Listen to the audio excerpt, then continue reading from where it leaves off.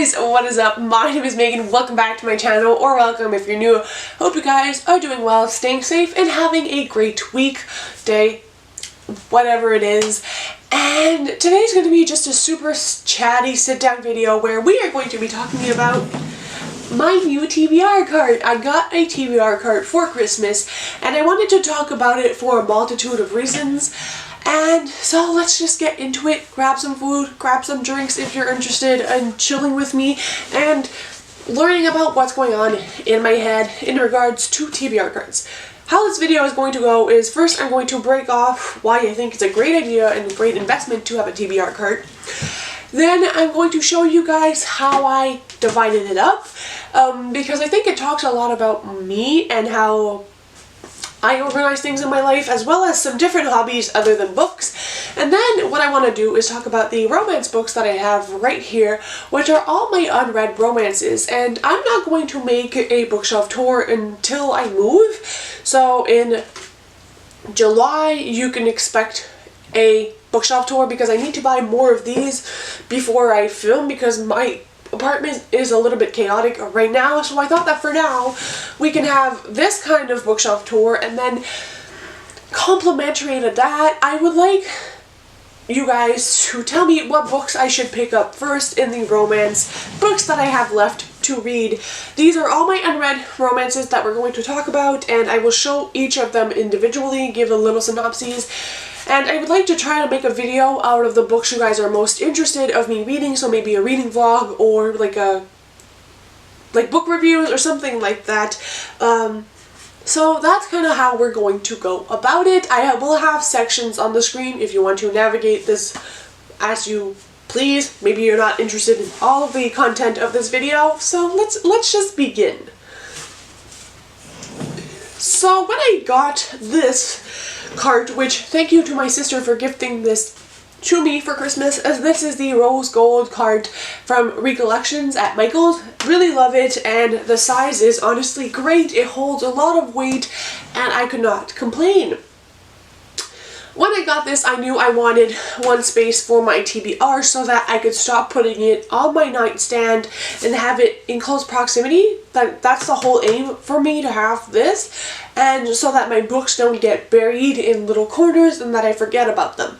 So I knew the top shelf was going to be my TBR, and it ended up serving two purposes. So the first one is my TBR, which if you haven't seen my January TBR, I will link it in the cards. But these are some of the books I'm going to be reading, and so they're on the top shelf, very easy to access. But because I'm not going to read literally a shelf full of books each month, that's just not how we roll. We have university and work and other stuff going on in this house. And so I thought, why not double up and make it a haul section? Excuse this jar, I had a bunch of loose coins and they were in this jar. Anyways, it's a whole other thing I'm not going to talk about right now. So this side of the cart will be for a book haul, but I do have one if you guys saw my reading goals of 2020, which will also be in the cards. And I said 2020, I meant 2021. One of my goals is to reduce my book buying, and so hauls will probably be bi-monthly instead of monthly, but whatever I accumulate in those months will sit here. Then, as I mentioned, we have all the unread romance on my shelf, and that is indie and traditionally published romances together. And I watched a lot of videos about TBR cards. A lot of people build them on camera. I suck at building things, so my boyfriend built it for me. But I brainstormed what I wanted to do with the rest of it. At first I thought I would put unread books from different genres, or just books on my radar. There's so many different ways you can use a TBR card, and that's kind of why I wanted to mention how I'm doing it. But what I came down to is my TBR card is supposed to be functional and practical, and because I don't have a lot of shelves, I only have 2 shelves, and I discovered that I loved romance just in 2020. Any romance book I bought was sitting in a corner, and so I kind of lost track of what I had and what I wanted to read. So the most practical idea for me instead was just to regroup the book genre I read the most of and I am most interested in, which for me is romance, and make an entire shelf out of it. It is double-sided, and that's kind of what we have. I tried to make like little rainbows on each side. I'm probably gonna replace it because technically the pale pink should be with the whites and then gradual anyways.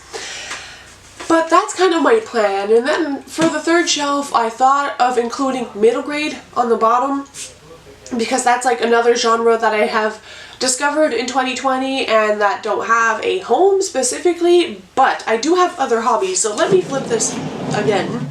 I don't think you guys will be able to see the little shelf on the bottom, so I will kind of go through it with you guys. This is a little bag I have on here because I was gifted gift cards for books, and I'm so happy because that's part of my I'm allowed to buy books in 2021. Then I have two book sleeves right here. I have my Holopox one from my Holopox Owl Crate unboxing I did in one vlog, as well as my Capturing the Devil unboxing that I did last year. It came with a book sleeve. Both of these unboxings will be linked in the description, in the cards if I remember, and if I have enough cards at this point. And then I have some sticker packs because I have a love for planning. I'm considering starting a channel for more practical tips on planning and how to make it functional but cute at the same time, because a lot of the planner community, to me anyways, is a lot of cute stuff but not so practical. I'm a university student. I need a lot of space to write, but I do also like to decorate. And also, FYI, the Happy Planner has bookish stickers, which I've been loving. We have winter ones and encouragement ones, which are all gifts from my boyfriend, so that's great. Then we have these transparent cases, which I did purchase on Amazon. If I can find a link, I will link them in the description. And in one I have some other sticker packs I had, and the top is just all my midliners and pens that I used both for university and for planning. So this is like my planner shelf.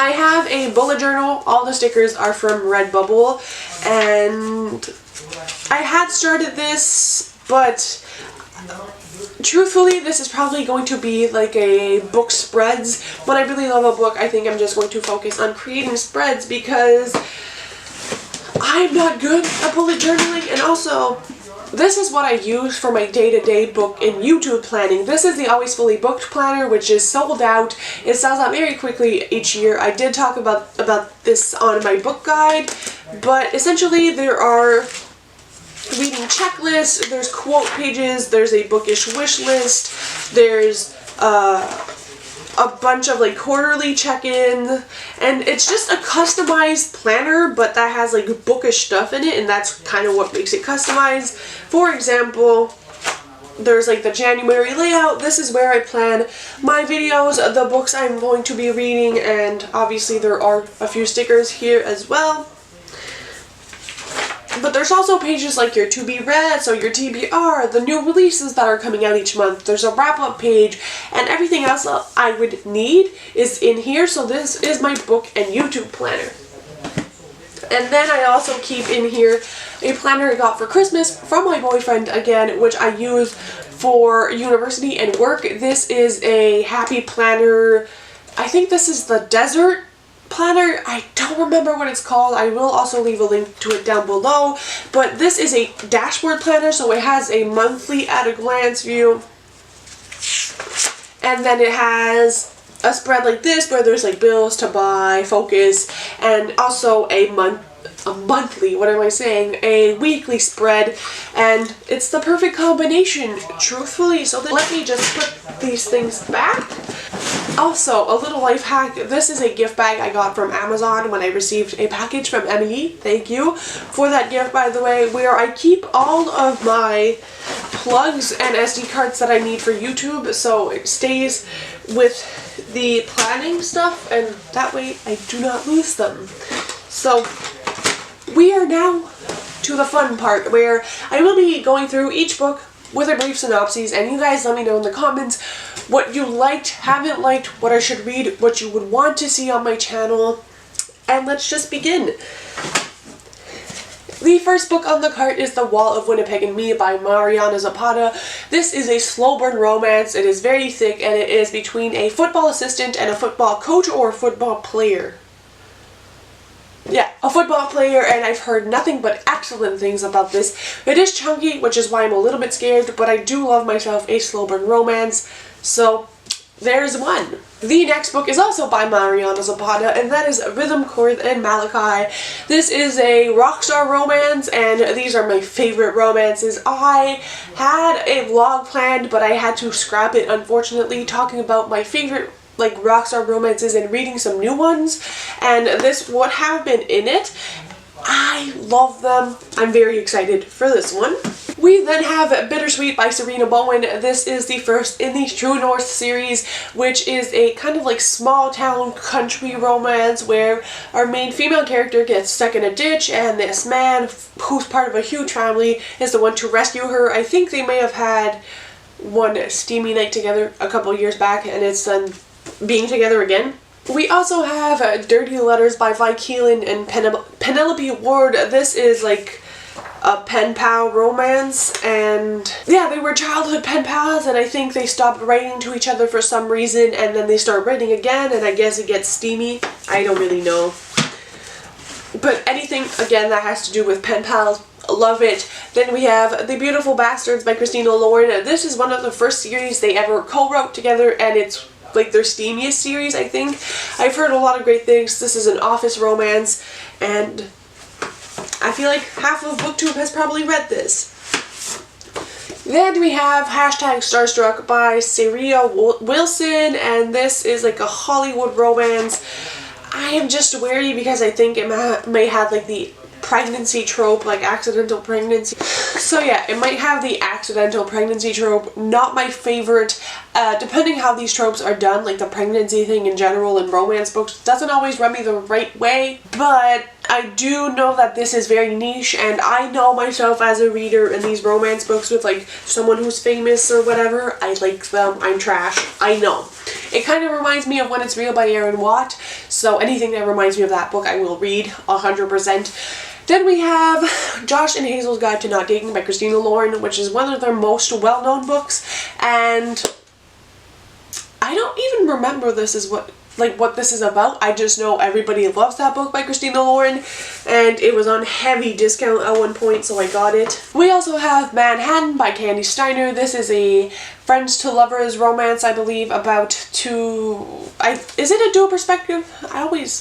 Yes, and basically it follows a female main character who was really in love with her best friend, and I think he was in a relationship, but the girl broke it off, and then he says he's going to leave for New York because his plans obviously fell through, and it's her trying to convince him to stay and maybe trying to get in a relationship with him over a summer before he moves to New York. Then a book I haven't heard great things about, unfortunately, is Real Men Knit by Kawana Jackson. I bought this because I think it's an author of color, and I thought I would enjoy it, but this has to do with a woman who had adopted some boys who passes away, and the boys keep her legacy of her knit shop open, and I guess one of the boys falls in love with one of the employees of the knitting shop. That's what I've heard. We also have Forever Interrupted by Taylor Jenkins Reid. I haven't really read anything by Taylor Jenkins Reid except her like novella that's on like Kindle. This is about a woman. Yeah, this is about a woman who finds this man. I think she's out like shopping or whatever, and they end up falling in love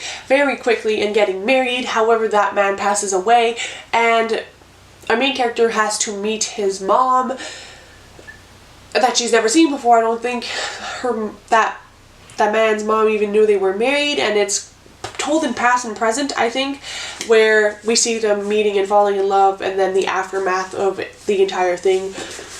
I bought this as a used copy. I've heard so many great things about Taylor Jenkins Reid, so. Then we have a gifted book from Amélie Boucher, and this is, spoiler alert, by Olivia Dade. I really want to get to this because this is like a fanfic romance where our main character is into fanfic, and I guess she ends up on a date with the actor of that fanfic. I guess it's turned into a movie, or fan fiction is based off the movie. I don't really know. Essentially, she ends up going out with this famous actor, and I guess at first it's a publicity stunt because our main character is plus size, but they end up falling in love, and It's everything I love. Anything that has to do with fanfic or like fandoms in general, I love.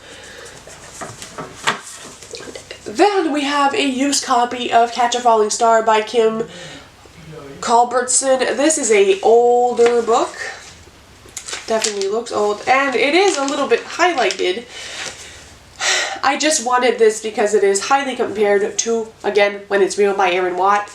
I didn't know there were highlights in here though, but I don't really care. Essentially, I got this book for free because I had purchased it on Amazon. It never came, and so I got reimbursed by the shop, and then it showed up like 5 months later. I could probably make a vlog of reading books similar to When It's Real. We're brainstorming ideas as we go, guys. Then we have Happily Ever After by Kelly Oram, which is the sequel to Cinder and Ella. I talked about that book a lot on my channel and how I felt very happy while reading it. And I know it's not the best book ever, and it's very typical, but this is a sequel. I don't think anyone cares about that book at any point anymore, but you know. Then we have Blitzed by Alexa Martin, which is the third book in the... What is this series? I don't even know, but the first book is... Why am I blanking on all of this? I know the second book is Fumbled. This is like an NFL series where main characters are people that date football players or that are connected to them. It kind of is like the Bromance Book Club, but with football, and the author is black and there are usually black characters as well, so I prefer it because it includes more diversity. So we have that. And the last one on this side is The Mistake by Al Kennedy. I read the first book in this companion series in an I Read Romance vlog and loved that first book, which is The Deal. It is very well known on BookTube. This is the second book in the Off-Campus series, and it's like a hockey, new adult, college romance series. I loved the first book to pieces. If you want to see my thoughts on the whole series, maybe I could do that. Who knows? Let me know in the comments. Now let's flip it over. We have One Hot Italian Summer by Karina Hale. This is a book I purchased because Jess at Piece of Books said it was similar to Beach Read because it has to do with an author who is going to Italy and like in this villa to find inspiration for her next novel. Just like in Beach Read, our main character goes to a cottage for the summer to find inspiration, and there's a romance. So love that. This one does look steamier, obviously, than Beach Read though. Then we have We Shouldn't by Vi Keelan. This comes recommended from Laura at Lovely Lake Laura. She has the best romance recommendations. This is a office romance, I think. It kind of reminds me of like the synopsis of The Hating Game, which I should be reading this month. But this follows a main character who's been having like a bad time, like bad luck, I guess, and she goes to work on her first day, is already late, and then gets a parking ticket. However, there's another car exactly like hers, the same make, whatever, and she decides she's going to put the parking ticket on that car. Someone in the elevator sees her and is like, what the heck? Turns out it's the owner of that car, but also the competition in her workplace, and I think it's a hate to love workplace romance. Very excited. We also have The Kiss Quotient by Helen Wong. This is a romance with a female protagonist who is on the autism spectrum, I believe, and she hires a male escort to like teach her about romance, and they fall in love. I think it's been so hyped that I feel like I should probably get to it. We also have Head Over Heels by Hannah Ornstein, which I also bought as a used copy. Most of these are actually used copies. And this one is a gymnastic romance. We follow a main character who had a gymnastic performance who ended her career, and she's going back to her hometown, and I guess she's going to work at this gym and meets the head coach for the Olympics or something, and they end up falling in love. We also had You Had Me at Hola by Alexis Dario. This one I think has the pregnancy trope or some other trope that I remember people mentioning and that I didn't really enjoy, and so I'm kind of skeptical about this one, but this has to do with actors on a telenovela, and it sounds so great, and the cover for this one is gorgeous. I'm just scared I'm not gonna like it. We have Boyfriend Project by Farah Rashal. This is a novel about a woman who I think was dating this guy, but it turns out he was cheating on her, and she makes a pact with the other woman he was like cheating with to not date for a while and concentrate on her career. She creates this app, and I think she falls in love with a guy on the app, I think. We also have Would Like to Meet by Rachel Winters. This is one I've heard excellent things about, specifically from you guys in the comment section. And this one is about a woman whose job it is to convince her film agency's biggest client that romantic comedies exist and like they actually happen in real life, like meet cutes and stuff. And so I guess they might fall in love while she tries to prove it and like obviously makes them happen. I don't really know. We are down to the final 4 though. Then we have Make a Scene by Mimi Grace, which, look at this cover you guys, it has a donut on the back. This follows a main character whose ex gets married or engaged to her cousin, and instead of freaking out, she decides she's going to attend the wedding, but she doesn't have a date, and I think she asks her next door neighbor to be her date, and they fake date and end up falling in love. It's short, sweet, sounds delightful. Another short and sweet book that sounds delightful is The Meet Cute Club by Jack Harbin. This is about a man that works in a bookshop, and I think he has this romance book club, and another man is like laughing about it, and he ends up joining the book club, and I think they fall in love. I am not pitching these well to you guys at all. Then we have Marriage for One by Ella Mays. This is a book I've heard great things about. I think it's another slow burn romance, and I think it's like a marriage of convenience, and I don't know much else. I know I talked about this more on my winter TBR because I do plan on getting to this in the next months, and I've heard excellent things. I love the cover. Everybody raves about this book. I think Jess at Peace of Books also really loves that.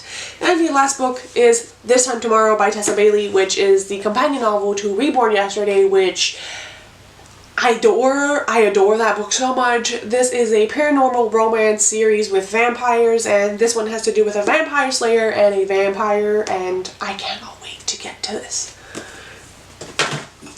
I am out of breath now, but those were all the books and just everything I had to say about my TBR card. So I really hope you guys like this. Please participate in the comments and let me know what I should read. If you have any ideas for like content videos, like content you want to see, vlogs you would like me to do with any of these books, I'm more than willing to try them out. So yes, thank you for watching. I'll see you guys very soon with another video. Bye guys, happy reading.